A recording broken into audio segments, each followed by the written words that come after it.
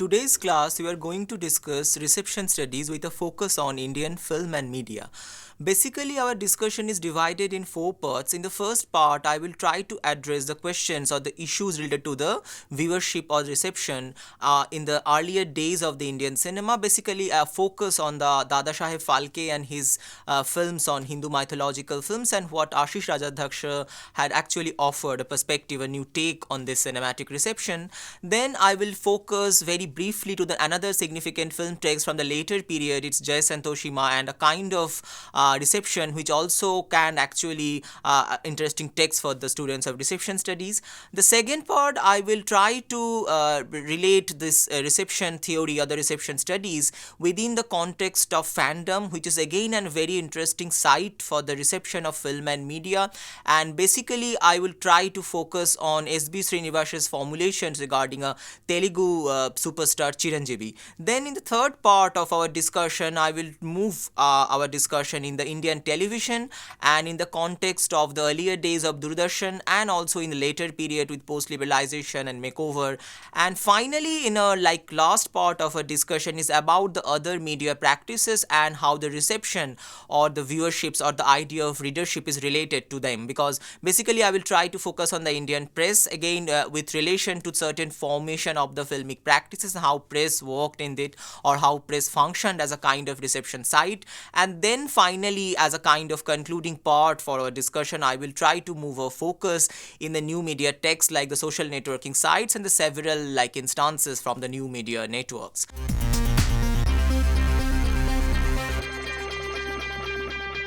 So to start with our discussion in the first part of our reception studies, our idea is to locate or the contextualize reception in the early filmmaking practice or the early film practices, and what Ashish Rajadhaksha, renowned film scholar, he has actually offered a new take or a kind of new perspective on in the early Indian cinematic practices. So suppose in a film like Sri Krishna Janma or in a film like Raja Harishchandra or in a film like Kaliya Mardan, what Ashish Rajadhaksha has observed and quite aptly observed actually is the way the film has been designed is actually has to do with the target viewership or the target reception base of the film. So Dada Saheb Phalke, while shooting this film or while he was preparing for the film, instead of following the logistics of the general or regular logistics of narrative cinema, when the actor or the actresses appears on the screen as if they were not at all aware of the viewers present there in the cinema hall, here the actresses who are actually doing the roles of the Hindu gods and goddesses for the screen, they used to acknowledge the film viewers who are sit in the theater. So this is something very interesting. This is something a really sort of departure in the early cinema practices across the world, and D.G. Phalke might have been aware of the fact that if the Hindu gods and goddesses like Sri Krishna, if they are appearing like the regular film stars or the actors of the Hollywood character actors or the star actors, it's not like the voyeuristic logistics or the pleasure of voyeurism which is regular in a Western narrative cinema or the narrative cinema across the world. Phalke actually had a kind of departure with a serious kind of acknowledgement of the viewer sitting there, and used to Ashish Rajadhaksha, who further formulated that kind of observation, and what he said actually in early Indian cinematic practices, when the makers like Phalke and several others who were making the Hindu mythological film, they treated the filmic medium as if it was a kind of extension of a kind of Hindu ritual. So it was almost like going to the temple. So the film theater, instead of a kind of place of offering a leisurely activities or the entertainment, the theater somewhat attempted to function like a temple, and the film viewers who actually are gathered for the film viewing, they are like the devotees who are there to get a darshan of the goddesses who would appear on the screen. And Ashish Rajadhaksha used to actually theorize, or he has to say about this kinds of formation of the reception of the viewership as a kind of darshanik mode. So taken from the darshan, which is very crucial in the Hindu ritual or the devotees when they are going to temple, it's not only about seeing the gods and goddesses in the temple, but it's also a desire that the goddesses also would reciprocate or would acknowledge the devotees' presence in the temple. So similarly, when the Sri Krishna, if you carefully again look at the screen, specific screen specific shots of this film, when the actor who are like playing the Sri Krishna, he's appearing on the screen, there's a clear acknowledgement of the viewers who is sitting there in the theater. So the film, going to film almost become a kind of extension of going to the temple, and the same ritual of the darshana played a crucial role in actually formulating the viewership or the reception centering around these early cinematic practices. So clearly whenever we write a history about the early cinema in India, or whenever we write a history about the Phalke as the pioneering figure of the Indian cinema, or the history of the Hindu mythological text in the Indian context, in the Indian scenario, it's equally important for us as a student of media to focus on the reception of the film text. It's not only about the mise-en-scène, it's not only about the aesthetic tools of how Phalke and the several other filmmakers of his contemporary periods they have designed the film aesthetics, but it's also about the reception. It's also about the viewership of this early Indian cinematic practices, which is also equally a quite we can say a kind of departure from the westernized, like western model of the regular film viewing and across the world, or in most specifically in the West. So this is the take of the Ashish Rajadhyaksha in the context of the early Indian cinematic practices, and how the darshanik mode or how the darshanik gaze become a crucial point of departure for the Indian cinematic practices. Then again, following what Rajadhyaksha had to say about the early Indian cinematic practices, we have this very interesting text called Jai Santoshima. It's a film which was made on a very kind of very unknown, almost unknown actresses and technicians, and it was almost like a low budget film which was released in 1975, but actually it became quite unexpectedly become a kind of phenomenal hit in the Indian screen. And there are like films like which were blockbusters like Sholay and Diwar back in 1975. Jai Santoshima quite unexpectedly become almost like a kind of blockbuster hit of this particular year. So the thing is, in Jai Santoshima is also there is interesting points of reference, interesting points if we discuss these films not as a kind of aesthetic exercise or a kind of experiment for the filmmaking scene, but the idea of the reception or the idea of the viewership, how the film had been designed, that is also kind of, that could actually provide as a kind of interesting site to observe or to locate the film in the contemporary period. So instead of focusing on the known scriptures or the Puranic tales and the legends, Vijay Sharma, who was the director of the film, he actually focused on a kind of Brat Katha kind of thing, which is not a kind of well-known scriptures amongst the viewers, but it's a kind of practice ritual by the women of the from middle class or lower middle class background. And Jai Santoshima, the film, and the several shots of the film, the way it had been designed, that this clear indication the filmmaker was following what Rajadhyaksha was saying about the darshanik mode or the darshanik gaze of the filmmaking. So here again, the Jai Santoshima, the actress who played the Jai Santoshima, he appeared on the screen from time to time as if she's also appearing on the screen to give some sort of darshan to the devotees or to the dedicated followers of her. And there are actually instances when Jai Santoshima was released and the kind of phenomenal success it was for the Indian screen, there are viewers, there are large number of viewers who used to enter cinema halls leaving their footwears outside the cinema hall. So it was almost again what I was saying, it's almost like a temple visit from the part of the viewers. So cinema is not a kind of entertainment, not as a kind of only a kind of cultural text, and there are also series of technical mediation. The actresses are playing the kind of goddesses role. The viewers is not bothered, our viewer is not at all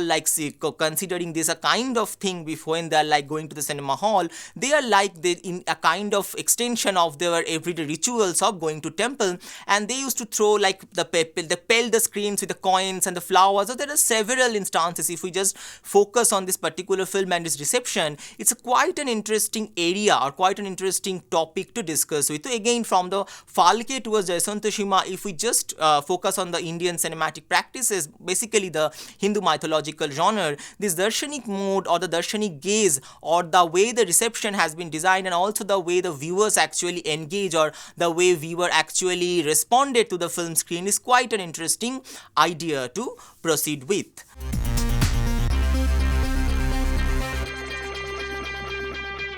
Let's move to the area of the fandom or sides of the fandom as it's also a kind of interesting side or interesting topic. I will try to focus briefly about the stardom or the fandom of this particular Telugu superstar Chiranjeevi and what SB Srinivas actually had observed regarding the stardom or the fandom of Chiranjeevi. For today's discussion, I'm just going to focus on a particular essay by SB Srinivas, which is called The Devotion and the Defiance. And while he was studying the fan organization or the fans association centering around this particular Telugu film superstar Chiranjeevi, what SB Srinivas was saying, it's not that the fans are actually a kind of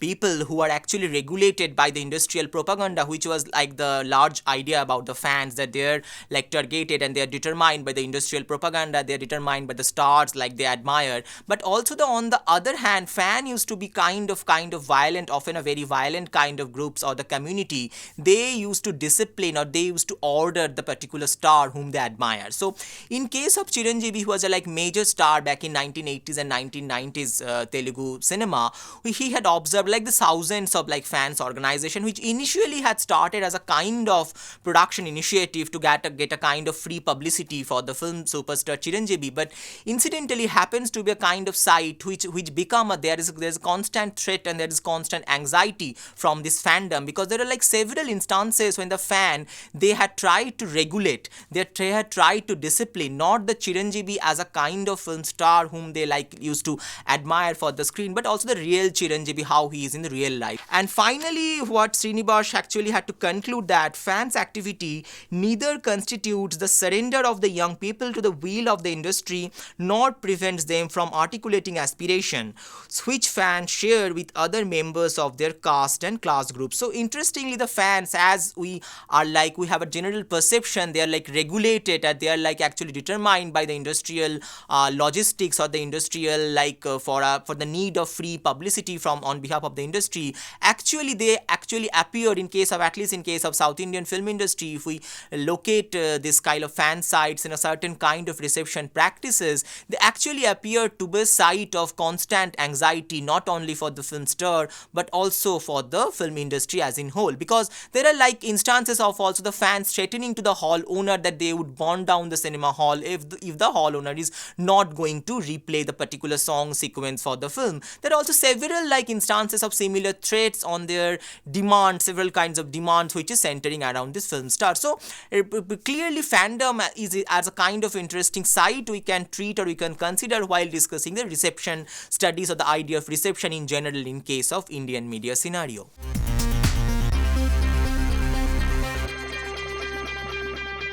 Television, as we all know, is also a kind of important and significant media, at least in present India and at least for like 2-3 decades like down the line. And so television scholarship also, there are studies, there are scholarships on the television reception which also actually had offered an interesting areas and topics to discuss with. First, to start with, there is a scholarship from Purnima Mankekar, who actually had engaged with the early days of Doordarshan years, which is like the texts like Hum Log, Bunyad, Rajni and several other kinds of texts. And Mankekar actually had focused on the idea of the gender and how the early days of Indian television, when the Doordarshan was the only television channel, they used to construct the female figuration for the regular television viewers of India, and how the viewership the television serial or the appearance of the female figuration in the television, there was a kind of dialogic exchange between them. So it's not only the television text appearing at certain form of like produced text, cultural text, and then the viewers are like having an impact or having a likes or dislikes for the television text. There has always been, according to Purnima Mankekar, there has always been this kinds of dialogic exchange between the viewership and the television text. But she was also saying the television producers or the makers of these teleserials, they have a very strict and rigorous idea of the gender citizenship, and they are actually had a kind of influence over the viewers who are the target viewers of this particular teleserials. Then after Purnima Mankekar, we have another interesting like point of departure, which is coming from another like reputed television scholar, Anjali Monteiro. What Anjali Monteiro is saying, and actually her research is not based on only a kind of theoretical framework of certain television texts, but also she actually went to the fields, she actually interviewed to the television viewers and some kind of remote areas and suburbs area, Goa, and then there are other places as well. And actually she had formulated presented, it's not like the television producers is like producing some text from the viewers, and the viewers are only getting influence and only are like inspired within certain direction. So it's not the that kind of unilinear or simplistic generalized idea of the reception that Monteiro believes, but he actually says that can be like varied possible reception of the same television text. So we can also read the influences of the Stuart Hall. What Stuart Hall was also like the some kind of the similar kind of formation, while he used the media text and their encoding and decoding. These are the two terms that Stuart Hall used. Decoding is whenever you are decoding or you are interpreting a particular television message or media message which is based on the viewer's position, his political orientation, his class status, his racial background and everything. So there are like several meaning making possible or several interpretation possible of the same television text or same media text depending on the viewer's position, his perspective, his political orientation, everything. So Monteiro also he was not saying the exact same thing, but is going arguing in a similar line. So there can be, and what she was saying, there can be several kind of decoding possible from the same kind of television text or the media text which is presented there. So after Mankekar and Monteiro actually is providing two different very interesting kind of perspectives or takes on the Indian television, and in the early days of basically the earlier days of television, we have a very interesting and very really kind of pioneering work in the Indian television which is coming from the Arvind Rajagopal. And Arvind Rajagopal actually focused on this Hindu mythological teleserials Ramayana and Mahabharata, and he actually observed how with this telecasting of these two particular teleserials there is a kind of upsurge of Hindu nationalist politics all over the India. So he is not at all like relating in some sort of generalized idea of the Ramayana Mahabharata telecasting and then the Hindu nationalist right-wing politics emerging on like Indian politics, but there is a connection between them. There can be the interesting like perspectives, interesting takes while dealing with this television text on the screen, and television text never, as in case of India, it's never only just the construct of the television text, but there is always a kind of vibrant reception or the vibrant viewership which is centering around this particular text. Even if we are not like so much aware of this Arvind Rajagopal's text, from also the kind of general people who had a memory of this like telecasting of these serials,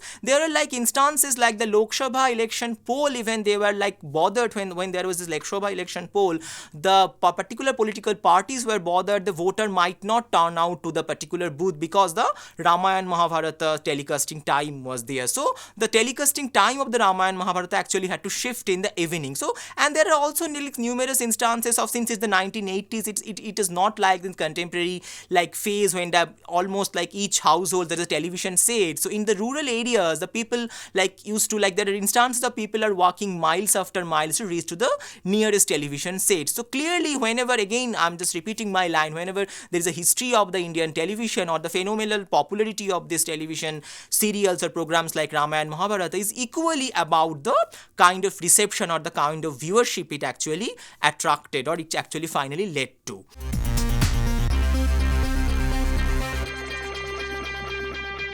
So Indian press is also something very interesting which sadly or unfortunately we didn't have the time to engage with, but whenever we engage with any form of cultural text, be it even if it's a cinema kind of cultural text like cinema, and if we consider the particular formation of the art house cinema or the parallel cinema across regions, like starting from 1970s, 1980s when the state government used to fund the alternative cinema practices, there was also this reception circuits or the reception or the viewership that mattered quite a lot. Press or the press reports or the viewers, like common viewers of the cinema, they're writing about these films as a kind of interesting area which we can always engage with while talking about the reception.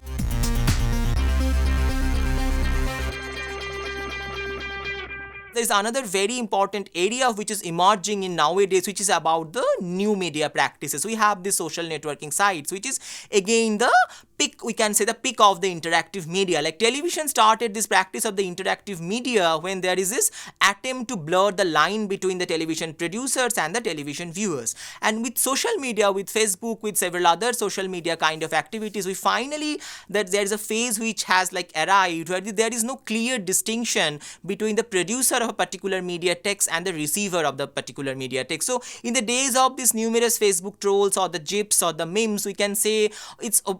is always the kind of Facebook user who are becoming certain producer of a particular kind of new media text, and that's again it's like getting shared by several other person, and then he or she is responding with his or her media text produced on the same platform. It's obviously not that there is no idea of the authorship. There is obviously the Facebook guidelines and rules and that authority and there is censorship, but the idea is there is no clear distinction, at least always or apparently there is no clear distinction between the media producers and the media like viewers, or the how the media text is being received. So it's always the producer, they are becoming the receiver of a particular media text, and also vice versa. So again an interesting area. So with new media we can say there is a new phase in the Indian media practices in case of reception, and so there are like several departures on several grounds.